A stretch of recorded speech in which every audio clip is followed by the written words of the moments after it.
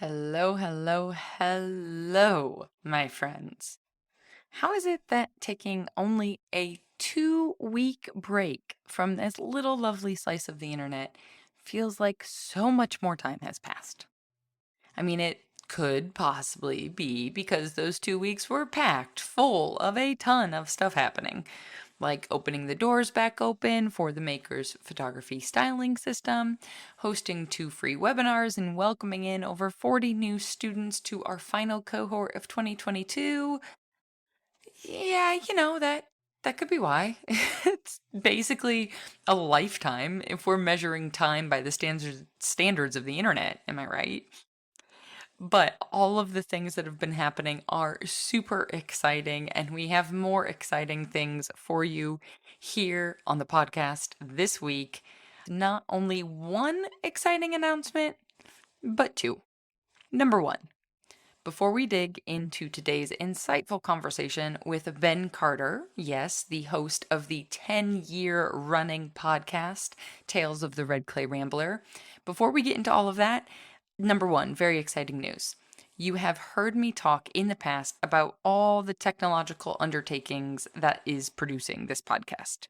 And while I love and adore it, trying to keep up with getting interviews to your earbuds at the same speed that I know all of you are listening at, while also still working full time as a photographer and kickstarting Francesco and I's own ceramic business, well, it can be a lot to manage.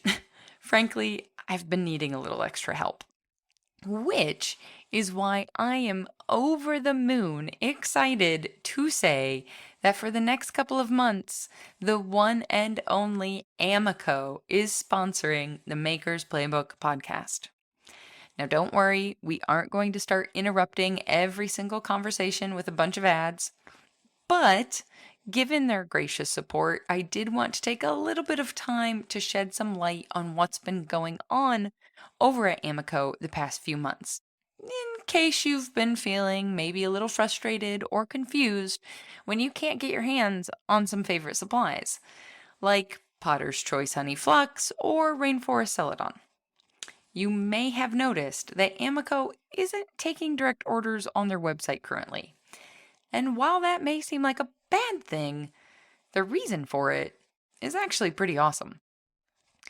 For the past 8 months, Amico has been focusing on supplying their distributors first. In other words, they're focused on making sure your favorite local shop is supported before even their own website. And naturally, high demand and supply issues have made it hard to keep stores stocked these days. But Amico is dedicated to supporting your favorite small businesses first, now and in the future. And that, my friends, is putting your money where your values are. And you know I'm all about that. If you don't yet have a favorite local shop, you can find an Amico distributor near you by visiting amico.com/dealers, plural. And a huge, huge thanks to the team at Amico for supporting the Maker's Playbook podcast. Oh, that feels so great to say. But there's a second thing, exciting thing number 2.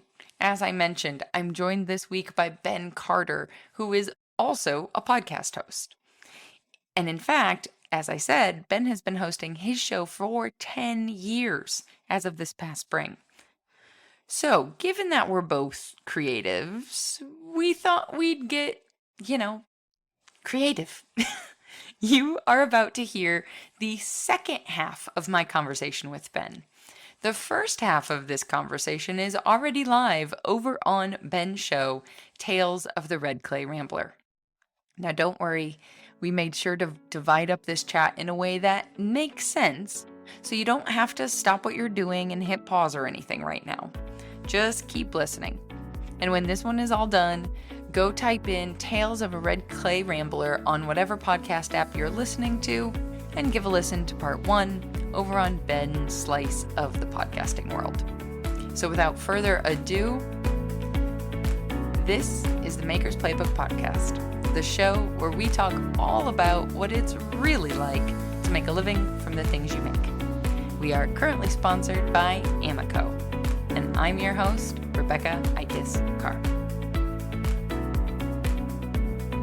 actually know how we should start because I'm used to like driving the truck. I'm like, how are we gonna do this? Are we gonna like wind up accidentally interrupting each other? Well, no, why don't you drive first and then I'll drive second and we'll just kind of go back and forth. How about that? Sure. Although do you have a good way to start these things? Because No. there's just no, like, once I get past, hi, Ben, welcome to the podcast, I'm like, can we just keep talking the way that we were? I mean, I don't even do the hey, let's hello thing because I always get nervous. Like I would start sweating when I would say hello, welcome, blah, blah, blah. So I just took that part out. And now I just pick the first question that seems like a solid question. Interesting. And then just do an intro that's completely unrelated. It takes forever to record the intros anyway. So it's like, that doesn't feel like an efficient use of time. Like that's so much more editing. It's not at all. Okay, well now you have to introduce yourself so people actually know what the heck, depending on whose podcast they're listening to, who you are, if they're on the Maker's Playbook, and we'll get around to me at some point. I don't care. Okay, so I'm Ben Carter, and I'm a potter first, and then a podcaster second, and an author and educator third. At different times in my life, I've done more teaching. Lately, I have not been doing that much teaching, more podcasting lately.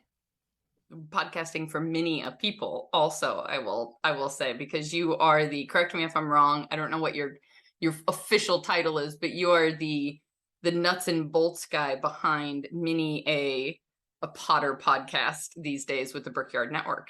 That is true. Yeah. You could call me, we call me in the Archie Bray Foundation a producer, but in the podcast land, I would be an executive producer and a show producer because I kind of guide the network. And then I also, like you said, do the nuts and bolts, the editing, helping with guests and things like that for all the shows. We have 6 shows on the network now. So that keeps me pretty busy. That's really my full-time job these days is producing that network. I was going to say, calling it executive producer makes it sound a lot fancier when all I'm picturing is many an hour at a computer, adjusting audio levels and waveforms and just wondering why you're sitting at a computer. Well, you know what a waveform is. Like most people don't like necessarily know that. So let's explain it. It's a visual perspective of a sound wave. And so as editors, me and you or the editor you work with, we look at these things all the time and it's just like watching a mountain go by. You know, it's like this peaks and valleys and trying to get it to sound the best. And most people don't care at all about the way it sounds unless it sounds horrible, you know, right. But I'm like, you know, fidgeting over something to try to get it to sound just perfect for someone else's show. But it's, you know, it's fun. It's good. I like it's fun. It's good. I might want to slip my wrists a little, but it's okay.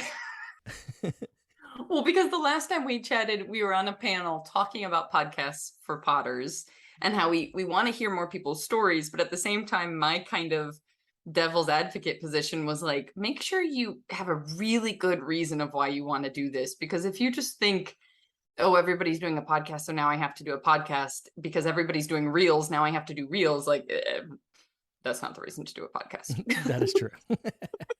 And you have to like audio as a medium. I mean, at least with reels, there's like video and people are doing music and it's all this stuff. Like most of our audio interviews, as you know, it's just 2 people talking. So on that level, before you put in the music that eventually becomes the podcast, it's kind of mundane. Like it's a little bit like watching or listening to someone have a conversation over their morning coffee in terms of the editing level.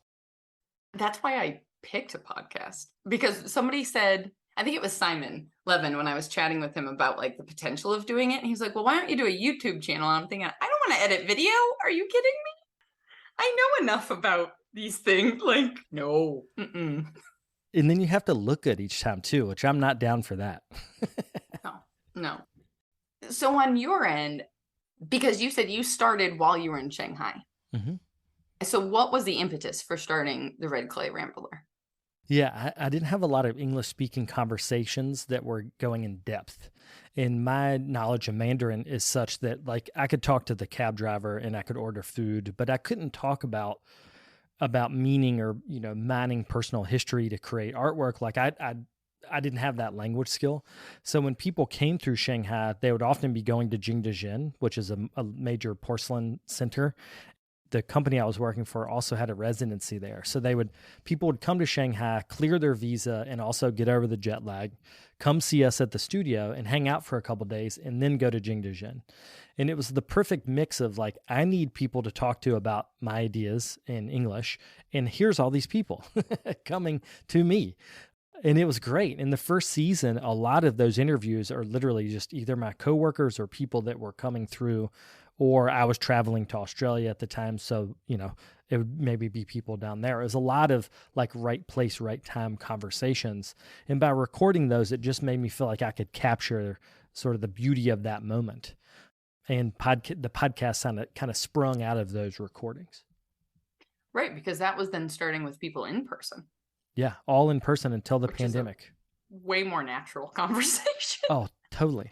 Yeah. And when the pandemic happened and I moved on Zoom, Paul, you know Paul Blaze, right, from the Potters Cast? He's been trying to... I know him. Paul doesn't know me. I mean, I don't think he knows me. But he's great. I definitely know who he is. He's super sweet. He's been podcasting forever. And he would always tell me, like, why are you doing this in person? Don't do that. Do this online because it's going to cut down your travel cost exponentially. And I didn't do that until the pandemic. And then the pandemic kind of forced me. And now I love it because now, we're talking through Zoom. I'm in a sound booth in my home. You're in your home. We're both super comfortable. Like it's a different way to record that's actually worked out really well. And how were you also then managing? So once you moved home from Shanghai, which I know everybody's also, I wrote this down as a note to come back to. So it's a total aside, and then we'll come back to the larger conversation. But you said you were making and shipping all of your stuff home for it to be sold in the US. And I am sure people heard that like an hour ago and went, hold up, maybe it's because this has been the theme of the community and we need to like get you in there right now to tell everybody, because shipping is just the bane of everyone's existence. Yes. So you shipped everything before it was ever sold. Not everything. We actually had multiple galleries, so some of my work would go into the galleries there. And then some of it just was not good, so I just threw it out. But the exhibitions that I had, I was showing with the Schaller Gallery up in Michigan, so I would ship them work on occasion. I had a show, I think at Red Lodge when I left there, which is in Montana.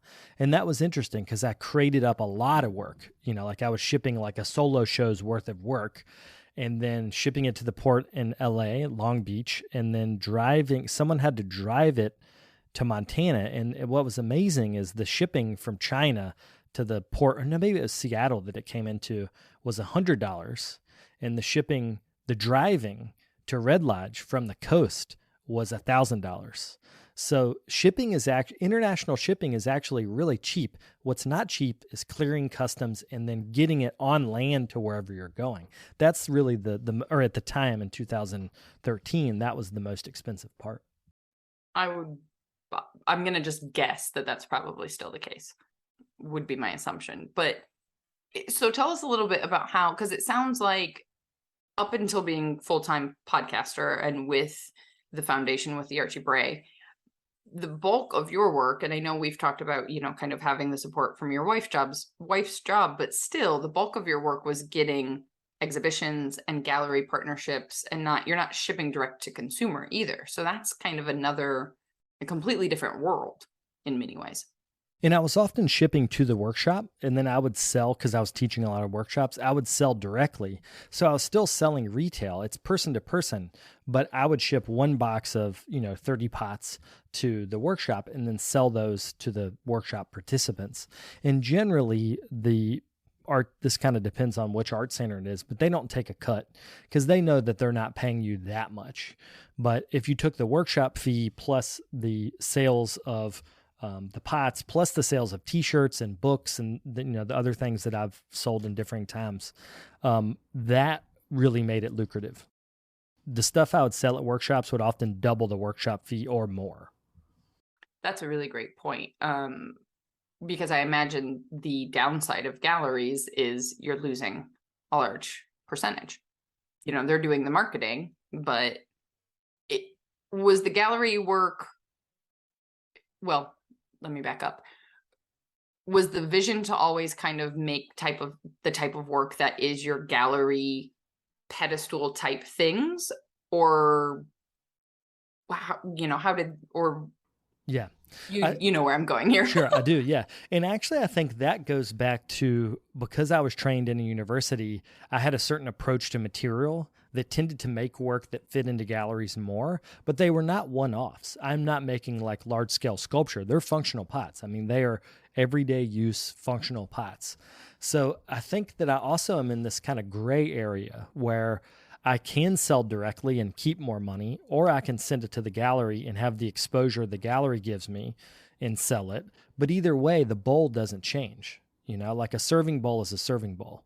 So I think that's different than if you're making, say, a $5,000 sculpture, because in that case, you really do need the gallery to be, or maybe you don't need, but having that middleman is really helpful. With pots, it's different. So my inclusion and exclusion in galleries has changed a lot. I actually am not in as many galleries now as I was 5 years ago because I realized through the podcast is I can just say I'm having a sale on the podcast and people will come and buy the work directly. So now I'm the participation in galleries is a lot because I like the galleries. Like I like Red Lodge Clay Center. I think they're doing a really good thing there.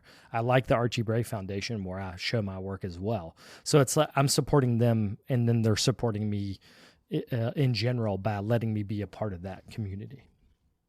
I think that's a fantastic point, and I also think it applies to even to wholesale relationships in terms of it is a relationship. It has to be a win-win, but also a support. You've got to be on the same page, same values, et cetera, et cetera. Not only because then presumably the clientele is the right match and your work is getting sold to people that it is kind of, what you thought in the first place, maybe, but just for the relationship, for your sanity. Like, of course, losing a cut to a gallery, maybe is always going to feel a little bit, it's not going to feel great. But if you support the gallery, if you believe in them and you like what they're doing, then it's not so bad, as opposed to just, losing a cut to Amazon. Yeah, because you're probably going to lose a cut to someone. So how does that cut support your values? Does it support the values of equity that a gallery might be, pushing forward with a exhibition that is more diverse than, say, Amazon? Amazon's not concerned with equity, and you're still going to be, paying them their whatever percentage if you're selling on their marketplace. I guess Etsy would have been the better example there, but people get what I'm saying here. Well, now people are selling handmade on Amazon. Like I am knowing more and more people that have going that route. You get a ton of orders, but you're really having to fit your shipping system into their sort of way of doing things. Oh gosh, I didn't even know that was an option. Yeah, and it's Amazon. So, I mean, that's ethically, I mean, I should say, I shop at Amazon, but it is ethically dubious. Right. And I know that every time that my wife and I get baby supplies off of it or whatever we're buying. You get a gratis period of, yeah, I think it's the first like 3 years. And then once she's in kindergarten, you should have the mental bandwidth to be able to. Totally. Well, how has this shift felt for you then? Because I think my assumption is the other big struggle for artists trying to make a living is that identity piece, is the, like for me with photography, I got into photography because of the people. I didn't get into it because of the camera. The camera's just kind of a means to an end.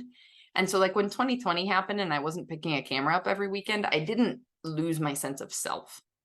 Right. But I think it could be potentially very difficult for some people to hear you say, I'm back to fitting in my pottery on the nights and weekends.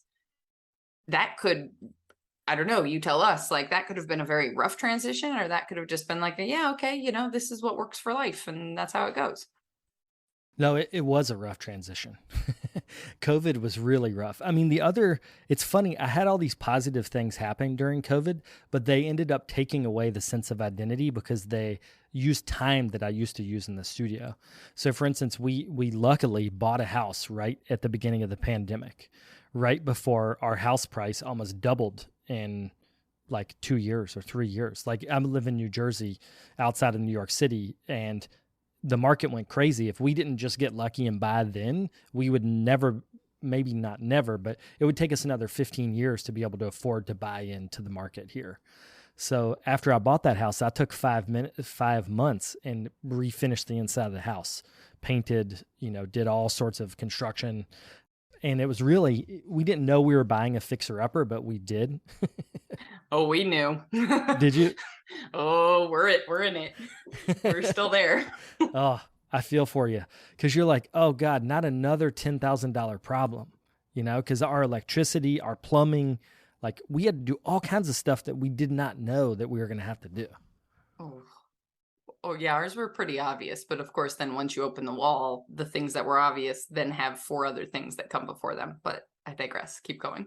So buying the house was a good thing, but it took me out of the studio. And then as the pandemic really, it became obvious that this was not going to be a month-long thing, workshops and exhibitions started canceling, and there was this time in which, like, I swear every couple of weeks, someone would email me, oh yeah, we're going to have to put that off till the next year.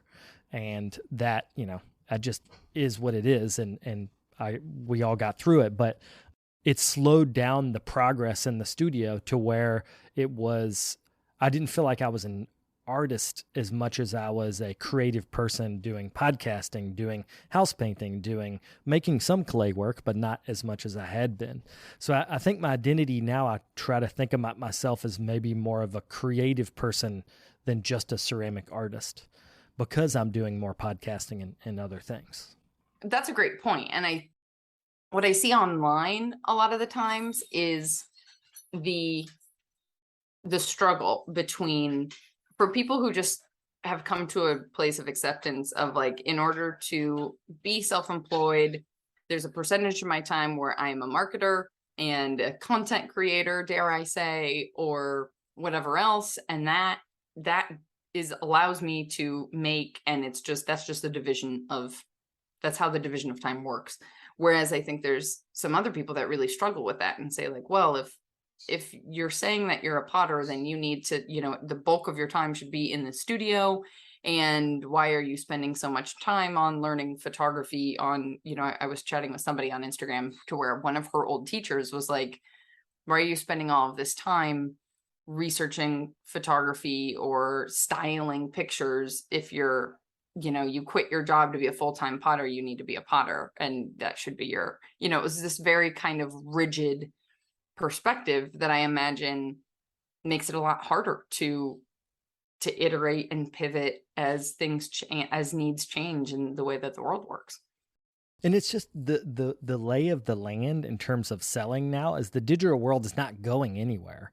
So if you choose to not learn these things, you're consciously choosing to not participate in one of the biggest avenues of sales. So I think about it like my grandparents' generation were the first to have telephones in rural Virginia, or at least like cheap, accessible telephones.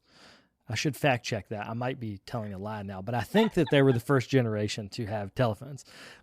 Go with this here, people. Yeah, let's go with this theory.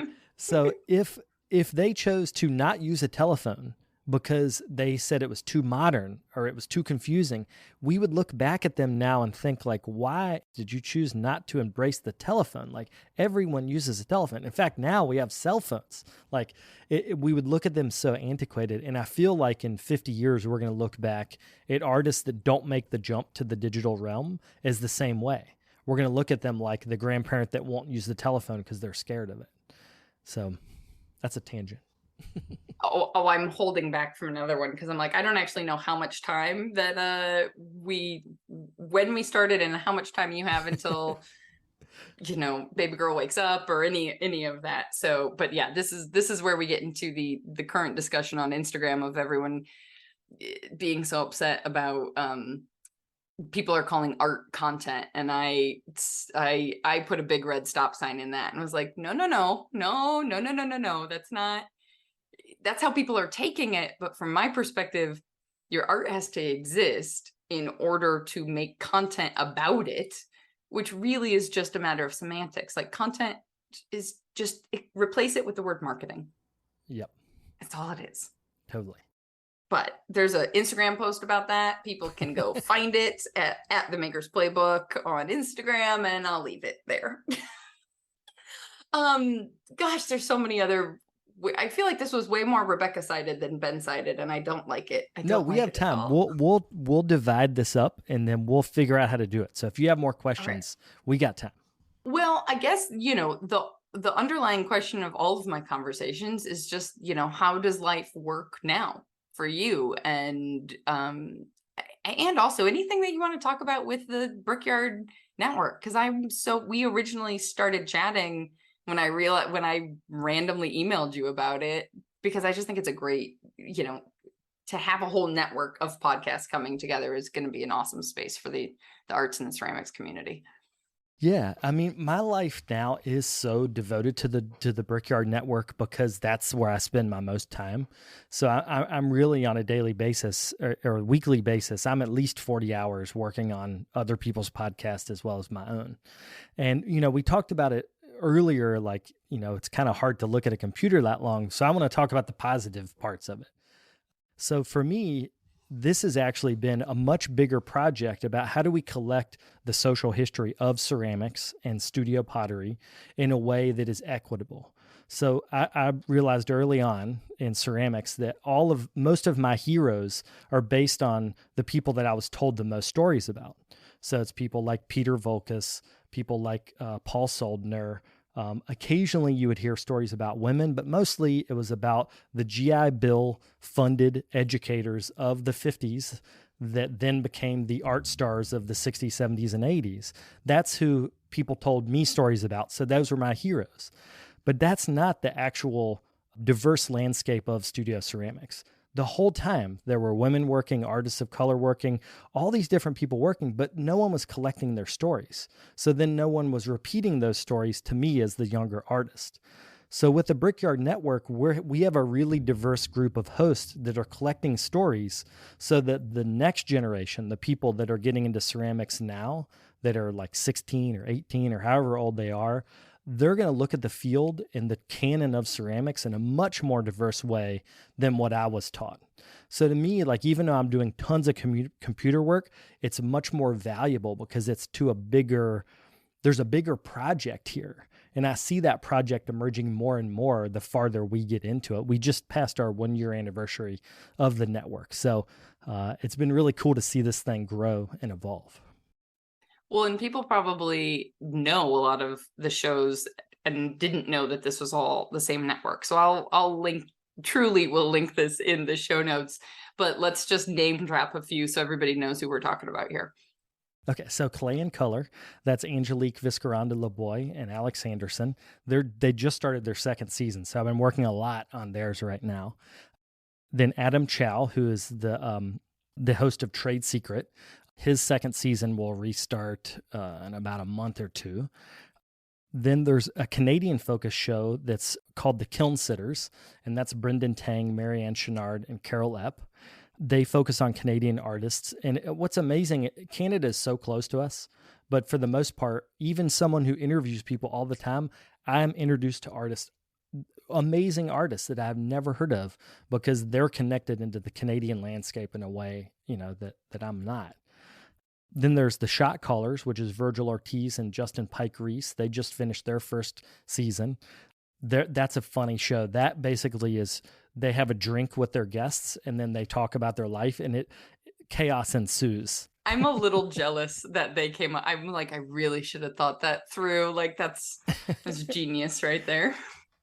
And they're just funny, goofy guys. And they're amazing artists. I mean, Virgil's one of the preeminent artists working in ceramics today. So that's been a pleasure to work with them. And then I feel like I'm forgetting one.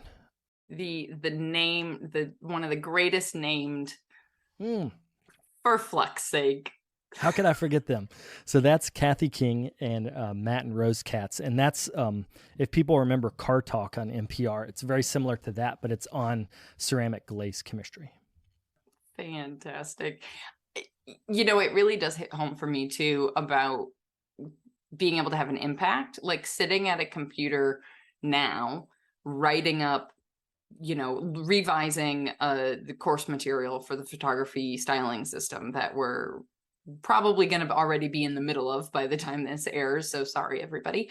But, being able to see these light bulb moments go off in over now 100 people's brains with photography, and getting messages about saving people time, and oh my gosh, this is so much easier now, and then also seeing the impact that has on their actual craft and their audience, in terms of, hey, if you have confidence in photography, you post more online, and if you post consistently online, you grow, and da da da da da, is so much more life-giving for me than editing a wedding photo. Like, and no shame and no offense to any of my couples and their families. I work with amazing people. It's just the impact wasn't felt. And especially during 2020, when you had event professionals who were trying to figure out ways to work around the regulations in order to still have parties, was a place that I really struggled with. Like,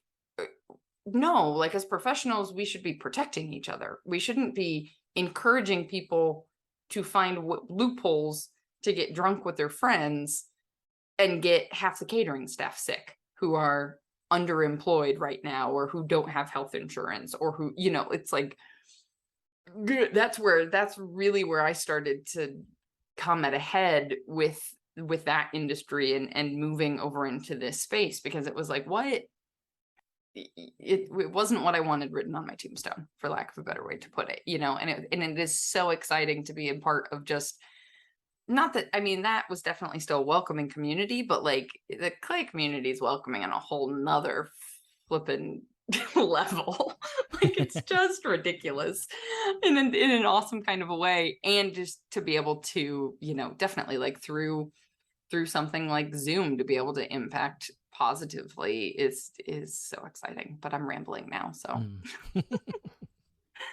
Awesome. Yeah, this has been fun. Absolutely. We should do this more often. We got to get Carol now on this. Like, well, this is a good time to talk about it. I hope you'll come to NCECA this year, because we're going to try to do a think tank for podcasters. I've been talking to Paula about this, where some of it will be talking about technology, like what's the best practices for all the stuff that we do.